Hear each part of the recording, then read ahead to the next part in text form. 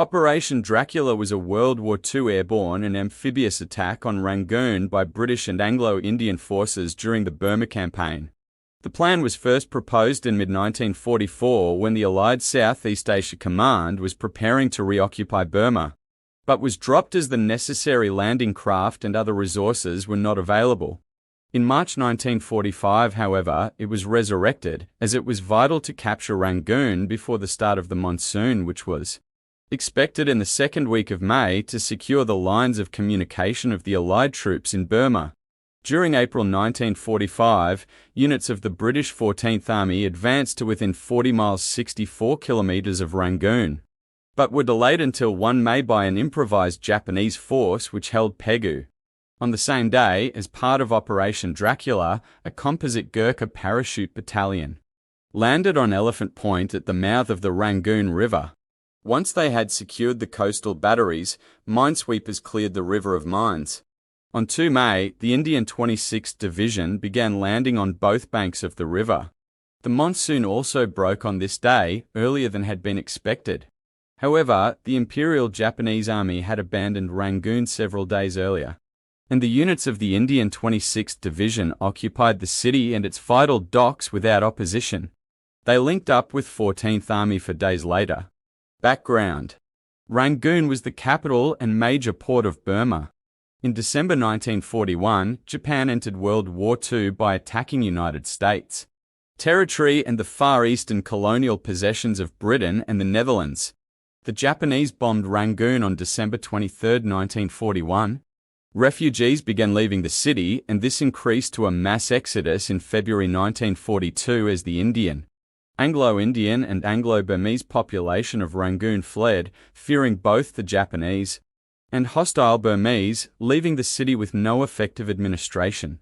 After occupying Thailand, the Japanese army attacked southern Burma in March 1942. The British, Indian and Burmese forces were outmatched and were forced to evacuate Rangoon, making the long-term British defence of Burma impossible, as there were then no proper alternate supply routes overland from India. The British and Chinese forces were compelled to evacuate Burma and retreat into India and China. There was stalemate for a year. By 1944, the Allied forces in India had been reinforced and had expanded their logistic infrastructure, which made it possible for them to contemplate an attack into Burma. The Japanese attempted to forestall them by an invasion of India, which led to a heavy Japanese defeat at the Battle of Imphal and other setbacks in northern Burma. Their losses were to handicap their defense of Burma in the following year. Allied plans. In July 1944, the Allied Southeast Asia Command began making definite plans for the reconquest of Burma. The Battle of Imphal was still being fought, but it was clear that the Japanese would be forced to retreat with heavy casualties. One of the strategic options examined by Southeast Asia Command was an amphibious assault on Rangoon. This originally had the working name Plan Z. Plan X referred to the recapture of northern Burma only by the American-led Northern Combat Area Command, with the limited objective of completing the Ledo Road linking China and India. Plan Y referred to an Allied offensive into central Burma by the British 14th Army. Plan Z, which was to be developed into Operation Dracula, had several advantages. The loss of Rangoon would be even more disastrous for the Japanese in 1945 than it had been for the British in 1942. Not only was it the principal seaport by which the Japanese in Burma received supplies and reinforcements, but it lay very close to their other lines of communication with Thailand and Malaya. An advance by Allied forces north or east from Rangoon of only 40 miles to Pegu or across the Sidang River would cut the Burma Railway and several major roads, which were the only viable overland links for the Japanese with their forces in these countries. If Rangoon fell, the Japanese would therefore be compelled to withdraw from almost all of Burma, abandoning much of their equipment.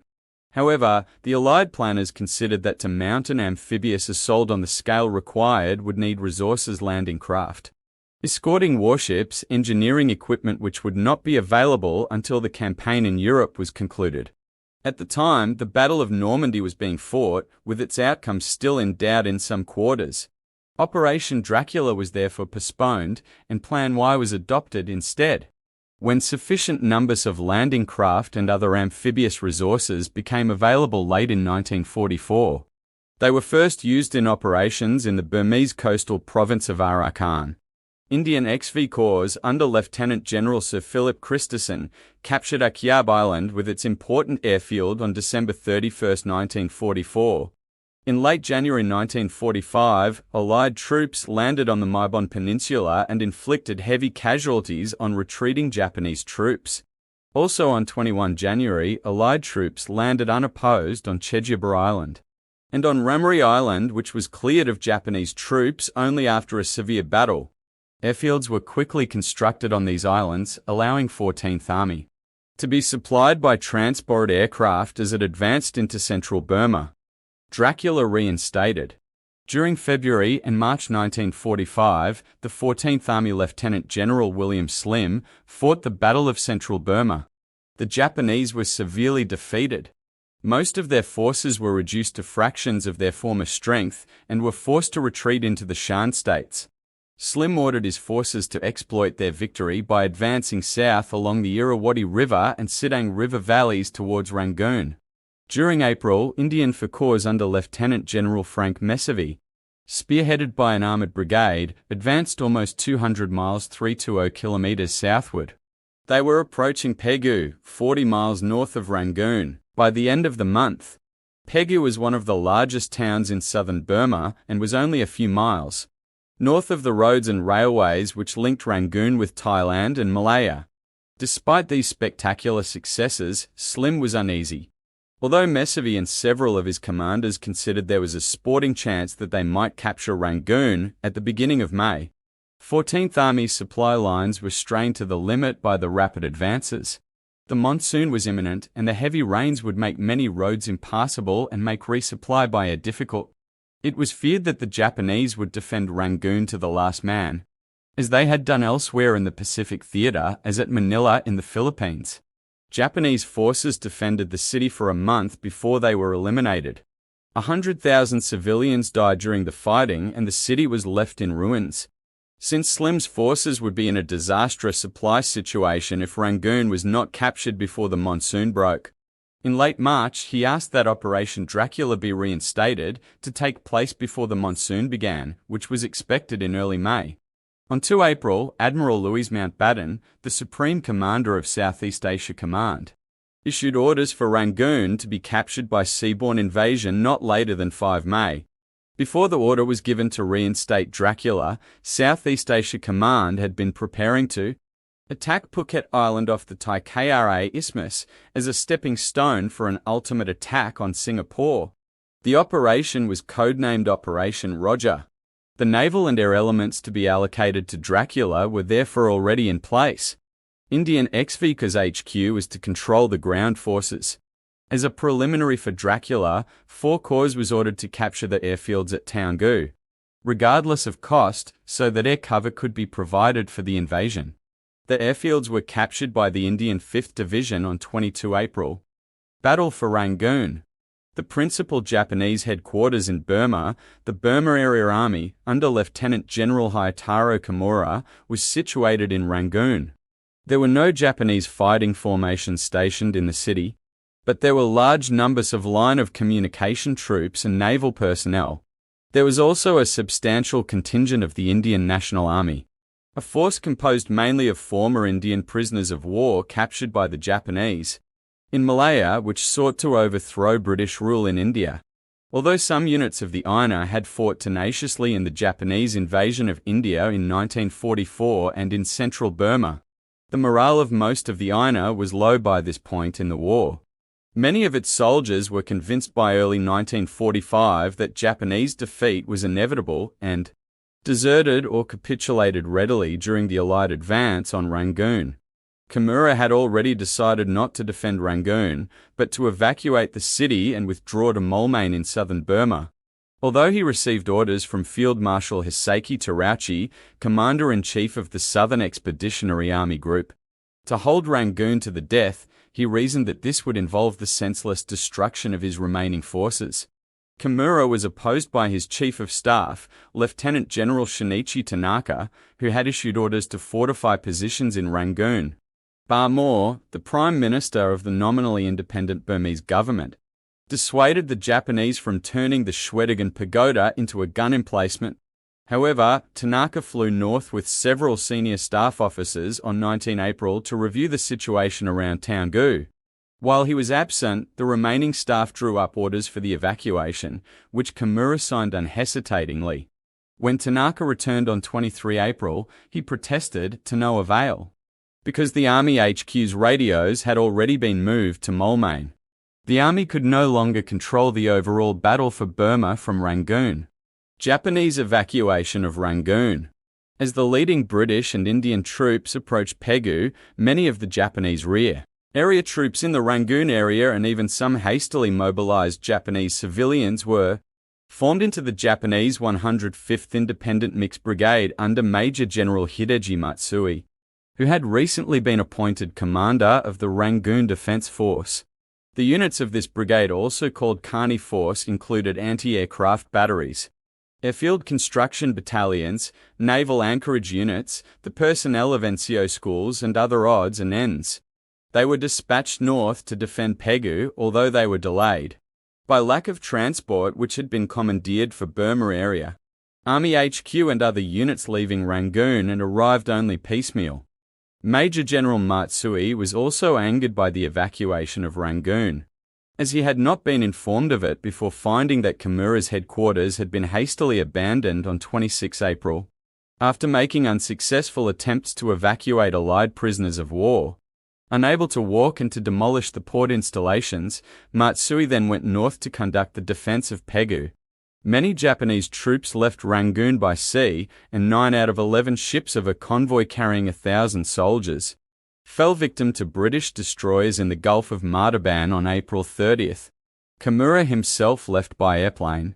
Most of Kimura's HQ and the establishments of Barmore and Subhas Chandra Bose, commander of the Indian National Army, left overland, covered by the action of Matsu's troops at Pegu, but were attacked several times by Allied aircraft. The Japanese failed to provide transport for Barmore's staff, most of whom had to walk to Moulmein. Barmore himself began his journey by car, accompanied by his wife and his pregnant daughter, who gave birth at Kyaikto, 16 miles east of the Sidang. He feared that he would be assassinated if he went to Moulmein and instead fled to Tokyo. Bruce regarded Barmore's flight as dishonorable and marched on foot with his rearmost troops. Having first arranged for lorries to evacuate a women's unit, the Rani of Jhansi Regiment. The only personnel remaining in Rangoon were 5,000 troops of the Indian National Army under Major General A. D. Loganathan, left by Bruce to protect the remaining Indian community against attacks by lawless Burmese. Loganathan had no intention of resisting Allied attacks and intended to hand over his men and responsibility for the city to the British when they arrived. Battle for Pegu. While this evacuation was proceeding, the leading British and Indian troops of 4 Corps, the Indian 17th Division, commanded by Major General David Tennant Cowan, with the bulk of 255th Indian Tank Brigade under command, were approaching Pegu. Mesavai's leading armoured troops first met resistance from Matsu's forces on 27 April. Matsui had sent a detachment mainly of mixed line of communication troops, but also including 138 Battalion of 24 Independent Mixed Brigade forward to defend Pyagii, a few miles north of Pegu. Matsu's engineers laid mines, including some improvised from aerial bombs and booby-trapped obstacles to delay the British tanks. Even more delay was imposed by torrential rain which fell on 28 April, which turned dusty tracks into mud and caused streams and rivers to rise in spate. On 28 April, the advancing troops of 4 Corps cut the road between Pegu and the Sidang River, thus finally cutting the Japanese communications between Rangoon and Moulmein. A small Japanese truck convoy which ran into the roadblock was wiped out. The Indian 17th Division cleared Pyagii and several surrounding villages on 29 April. They launched their main attack on Pegu on 30 April. The Japanese held the western part of Pegu and demolished all the bridges across the Pegu River which separated their positions from the eastern part of the town. Reservoirs and flooded fields prevented the Indian Division making any outflanking moves. Indian infantry scrambled across the girders of two demolished railway bridges, which remained partially intact, to establish precarious bridgeheads on the west bank, protected by artillery and tank fire. The 10th Gurkhas and 7 10th Baluch Regiment met strong resistance near the main road bridge. The 3rd Gorkha Rifles and 4 Quarters Bombay Grenadiers also made little progress, while a deep ditch held up the tanks of the 9th Royal Deccan Horse. However, on the morning of 1 May, Indian patrols found that the Japanese had withdrawn. The 17th Division rapidly bridged the Pegu River and resumed its advance, but the monsoon had already broken. Within hours, the countryside was flooded, and the advance was slowed to a crawl. Slim immediately put all of Foucault's on half rations to help the supply lines. On 30 April, Matsui had received another order from Kimura, now in Moulmein, to abandon Pegu and return to defend Rangoon to the death. Although he could have continued to resist in Pegu for some days if necessary, he accordingly withdrew. As his force did so, they came under attack as they moved along the exposed road to Hlegu. Matsui ordered a retreat into the hills west of Pegu. Dracula launched. Although the British knew by 24 April from signals intelligence that Burma Area Army HQ had left Rangoon, they were not aware that the Japanese were about to abandon the city entirely. It was believed that the landings would meet strong resistance. Under the modified plan for Dracula, the Indian 26th Division under Major General Henry Chambers would establish beachheads on both banks of the Rangoon River. The British 2nd Division would follow up through these beachheads several days later to launch the main assault on the city. The Indian 26th Division and other forces sailed in 6 convoys from Akyab and Ramri Island between 27 April and 30 April. The transporting and landing of British and Indian assault forces was entrusted to Rear Admiral Benjamin Martin, commanding Force W. The naval covering force included the 21st Aircraft Carrier Squadron, commanded by Commodore Geoffrey Oliver. Consisted of 4 escort carriers, 2 cruisers and 4 destroyers, and the 3rd Battle Squadron, commanded by Vice Admiral Harold Walker, consisting of 2 battleships HMS Queen Elizabeth and the Free French battleship Richelieu, 2 escort carriers, 4 cruisers, 1 Dutch and 6 destroyers. The 3rd Battle Squadron carried out a diversionary bombardment against Car Nicobar and Port Blair. In the Nicobar and Andaman Island groups, another flotilla of 5 destroyers was responsible for the destruction of the main Japanese evacuation convoy. 224 Group Royal Air Force, under Air Vice Marshal the Earl of Bandon, covered the landings from the airfields around Taungoo and on Ramri Island. Early on 1 May, 8 squadrons of B-24 Liberator and 4 of B-25 Mitchells, and 2 squadrons of P-51 Mustangs from the 2nd Air Commando Group, United States Army. Air Forces USAAF bombed and strafed Japanese defenses south of Rangoon. An Air Force observation post, a small detachment from Force 136, and a 700-man strong Gurkha composite parachute battalion from the 50th Indian Parachute Brigade were dropped from C-47S of the 2nd Air Commando Group on Elephant Point at the mouth of the Rangoon River in the middle of the morning.